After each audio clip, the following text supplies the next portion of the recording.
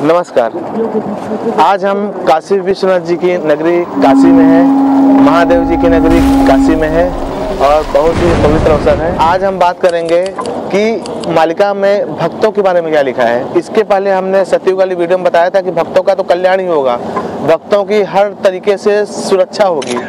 लेकिन आप लोग और जानना चाहते हैं कि भक्तों को कष्ट होगा, आप बताते हैं कुछ समय के लिए, तो उसको डिटेल में बताइए।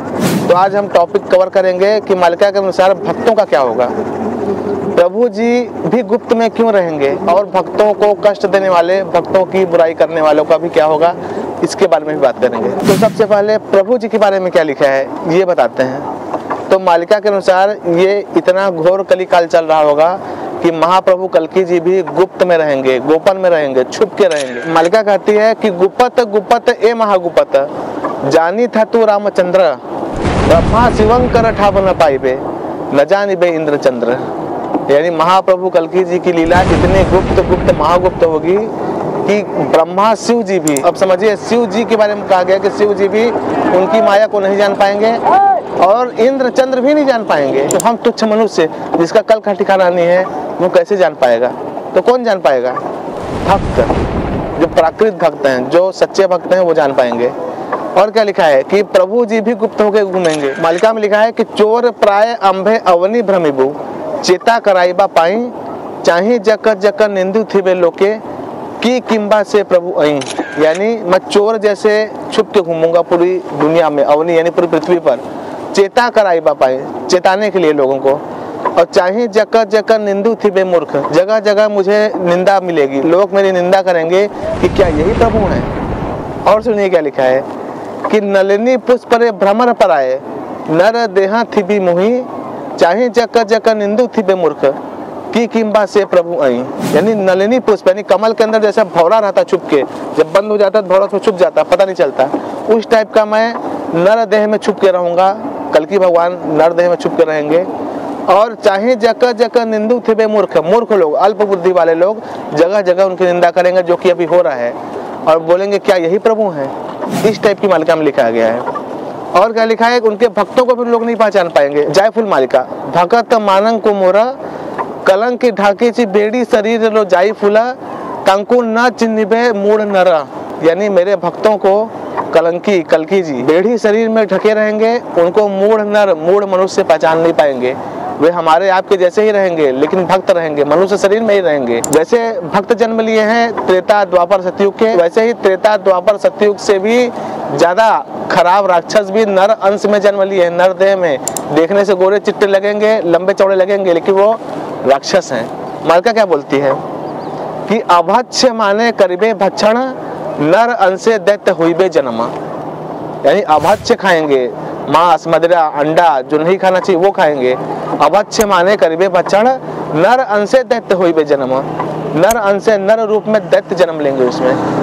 इस प्रकार का मालिका प्रमाण करती है। मालिका में बताया गया कि खंड प्रलय में सबको कष्ट होगा, किसी की जान चली जाएगी, कोई प्राण से हाथ धो बैठेगा, लेकिन भक्त कष्ट पाते हुए भी जिंदा रहेंगे। जिस समय घोर खाद्यान्न की कमी पड़ेगी, किसी को खाना नहीं मिलेगा, उस समय कल्की महाप्रभु जी उदयगिरी में, खंडगिरी में भक्तों को ले जाएंगे और पत्ता खिला के उनका जीवन बचाएंगे।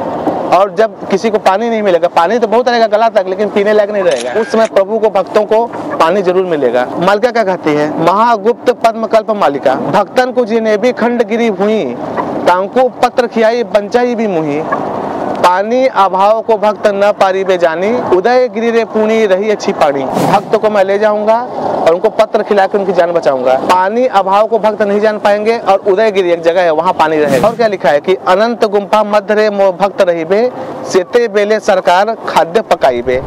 यानी जब सरकार ऊपर से खाद्य गिराते रहेगी, जब हेलीकॉप्टर से, वायुयान से, उस समय अनंत गुफा के मध्य मेरे भक्त रहेंगे और उनको खाने पीने का कोई अभाव नहीं रहेगा।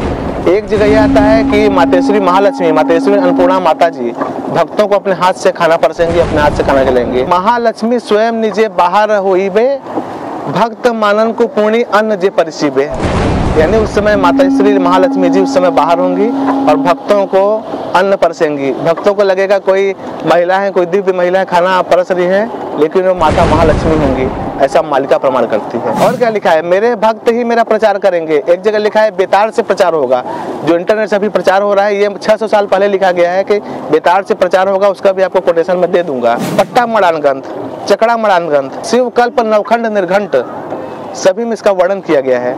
क्या लिखा है, भगत उदय हेबे, गां गां बोली मेल करीबे, प्रभु हरि चरण भजीबे। यानी मेरे भक्त मिलन होंगे, आपस में मिलेंगे और गांव-गांव घूम के मेरा प्रचार करेंगे, हरि चरण भजेंगे। भक्तों को भी कष्ट मिलेगा। क्या कहती है शिव कल्प नवखंड निर्घंट कि 31 दिन अनहारे रही, डाकिबे चक्का डोलांकु, कसड़ नासन तेबे उदय हेबे, चर्चिबे पतितंकु।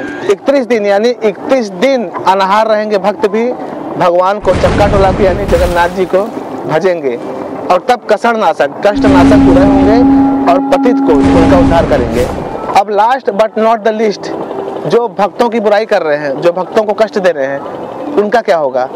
मालिका क्या कहती है, ऐसे तो बहुत सी चीजें बताएंगे, इस रोग से मरेंगे, उनका वंश ऐसे नाश हो जाएगा, सब लिखा है। लेकिन आपको मैं बताता हूँ जाय फूल मालिका से कि भगत निंदिबा जन मुँह तांकु गर्भ करीबी चूर्ण लो जाई फूला, अपमृत्यु है व निश्चय जाना।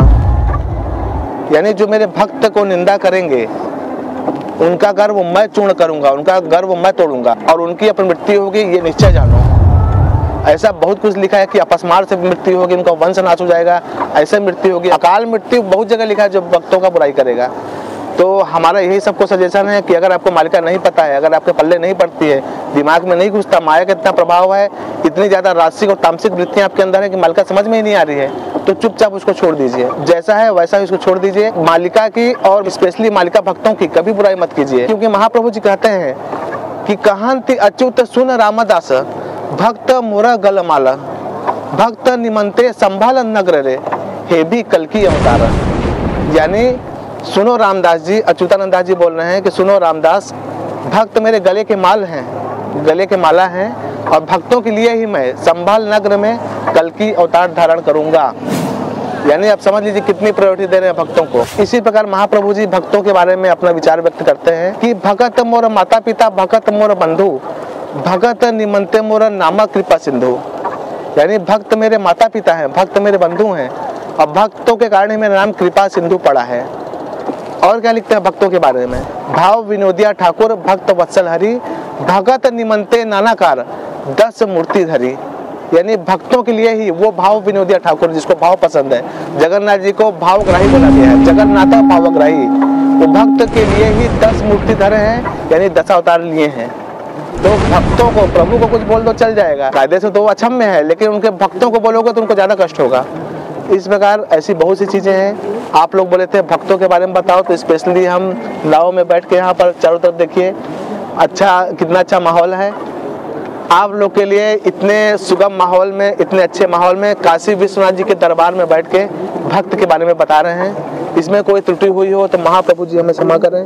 हमारा उद्देश्य केवल भक्तों को सचेत करना है, किसी को डराना नहीं है। और last but not the least, अगर इस खंड प्रलय से बचना है, अभी भी मालिका का प्रचार हो रहा है, तो 3 चीज करिए। उससे पहले शाकाहारी हो जाइए, सदाचारी हो जाइए, अंडा मांस मदिरा व्यभिचार दुराचार की जगह को लूटना छोड़ दीजिए, और 3 चीज कीजिए। पहला माधव नाम जप, दूसरा त्रिसंध्या धारा, और तीसरा श्रीमद् भागवत महापुराण पठन। ये तीनों करने वाले की आयु बढ़ेगी, प्रभु के प्रति प्रीति बढ़ेगी, और शास्त्र प्रमाण है कि आप प्रभु के प्रति 1 कदम बढ़ाओगे तो प्रभु आपकी ओर 10 कदम बढ़ाएंगे। तो इसी आशा के साथ कि ये मेरी वीडियो भक्त तक पहुंचे, कुछ हेटर्स तक भी पहुंचे, जिससे समझ में आए कि कितना बड़ा रिस्क ले रहे हैं। आशा करता हूं कि जितने पापी से पापी हैं, जितने भी पाप किए हों, अभी भी प्रभु जी के शरण में आ जाएं तो उनका कल्याण संभव है। इसी आशा के साथ आप सभी को नमस्कार।